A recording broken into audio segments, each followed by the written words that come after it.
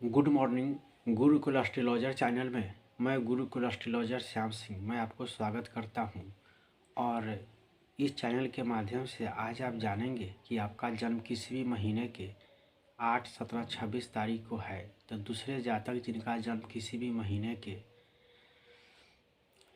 7, 16, 25 तारीख है, तो दोनों को बीच में कैसा संबंध होगा। जैसा कि आप जानते हैं कि मूलांक 8 का प्रतिनिधित्व ग्रह शनि है और शनि वाले व्यक्ति का कार्य व्यापार न्याय के क्षेत्रों में होता है। तो शनि प्रधान के व्यक्ति अगर अपना कार्य न्याय के क्षेत्रों में करते हैं तो उन्नति के शिखर वो पाते हैं।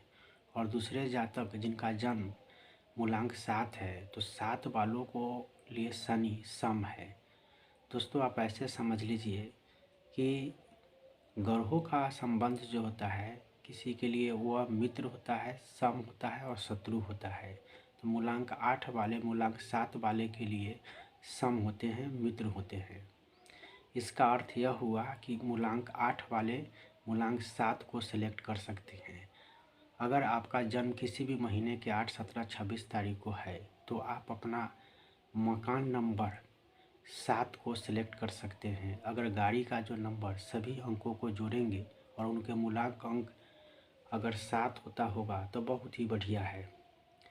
तो आप इस प्रकार से मूलांक 8 वाले मूलांक 7 के अंक को चुन सकते हैं। और मूलांक 7 वाले भी व्यक्ति अगर किसी महीने के 7, 16, 25 तारीख का आपका जन्म है या नामांक आपका 7 है, तो आप भी मूलांक 8 को चुन सकते हैं। 7 और 8 का कॉम्बिनेशन जो होती है बहुत ही बढ़िया होती है। मूलांक 7 जो होता है वो बहुत ही रहस्यमयी होता है। आप गिनेंगे विष्णु का अवतारों में, तो 7वां अवतार जो होती है वो राम का है। तो राम का जो चरित्र देखेंगे बहुत ही अद्भुत किस्म का चरित्र है। और ग्रहों में देखेंगे कि 7वां स्थान जो है वो केतु का है। केतु ग्रह के विषय में आप लोगों ने सुना ही होगा कि वो बलिदानी ग्रह है। और केतु के जो लोग जो होते हैं उनमें धर्म के प्रति रुझान ज़्यादा होता है। और ग्रहों को प्रतीक के रूप में देखेंगे तो केतु एक अद्भुत ग्रह है। और आपने देखा होगा कि महाभारत में उस समय के झंडे का जो था बहुत इम्पोर्टेंस था। और अर्जुन के रथ पर जो झंडे लगे हुए थे वह केतु का झंडा है। केतु झंडा का भी प्रतीक होता है दोस्तों। तो इसका अर्थ यह होता है कि अगर आपने धर्म का ध्वजा अगर थाम लिया है तो आपकी हार नहीं होगी।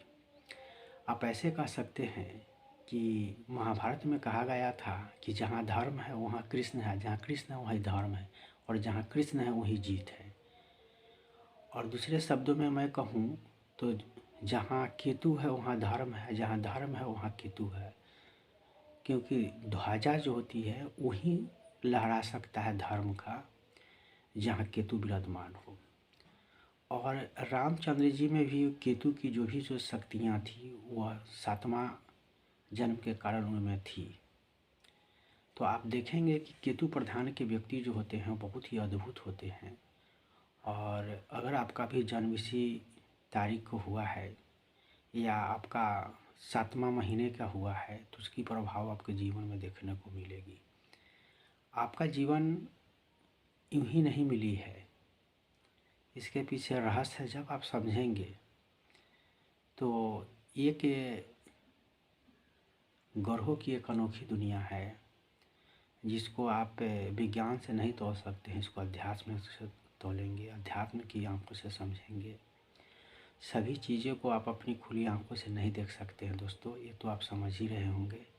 तो कुछ खास चीज़ों को देखने के लिए आपकी खास नज़र की आवश्यकता है। तो अध्यात्म को समझने के लिए अध्यात्म की नज़र से समझेंगे। और दोनों मूलांक वाले एक दूसरे के साथ व्यापार कर सकते हैं। और अगर शनि युवा है और मूलांक 7 वाले उम्र दराज है, तो उनके साथ बहुत ही अच्छी तरह से बनेगी दोस्तों, क्योंकि 7 के जो अनुभव होगा मूलांक 8 वाले व्यक्ति का अनुभव फायदा कर जाएगा। अगर मूलांक 7 वाले व्यक्ति हैं तो मूलांक 8 वालों व्यक्तियों को सिलेक्ट कर सकते हैं बिजनेस के लिए, क्योंकि मूलांक 8 वाले व्यक्ति जो होते हैं बहुत ही परिश्रमी होते हैं और हार्ड वर्किंग करने वाले होते हैं, जिसके कारण दोनों व्यक्ति अगर किसी भी कार्य को करेंगे तो वो उन्नति के शिखर को पाएंगे। दोस्तों, अंक ज्योतिष के हिसाब से आप अपने कार्य को, अपने समय के, आप अपने दिन को, आप अपने साल को सेलेक्ट कर सकते हैं और जो साल आपके अनुकूल बनेगा उसको उस साल में कुछ खास अपने ही दिन, अपने तारीख में कीजिए। अगर वह दिन आपके लिए नहीं बनेगा तो कुछ दिनों के लिए नई कार्य नहीं स्टार्ट करेंगे, नहीं शुरुआत करेंगे।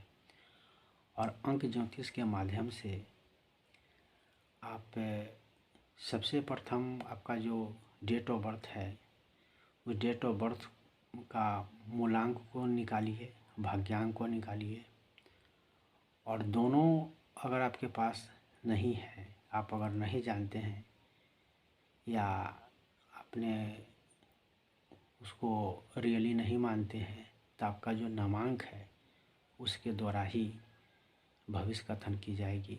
तो नामांक निकालने की एक खास एक पद्धति है जिसे नाम के अक्षरों को जोड़कर उनको मूलांक निकालते हैं और उससे ही भविष्य देखी जाएगी। और ये लगभग आप देखेंगे कि 80% यह सत्य है, 100 में 100 नहीं कह सकते हैं। तो आप इन बातों को अपने जीवन में उतारिए और वीडियो कैसा रहा इसका कमेंट बॉक्स में जाकर कमेंट कीजिए। अंक ज्योतिष से संबंधित कोई भी बातें हैं तो मेरे साथ शेयर कीजिए। जय हिंद, जय भारत।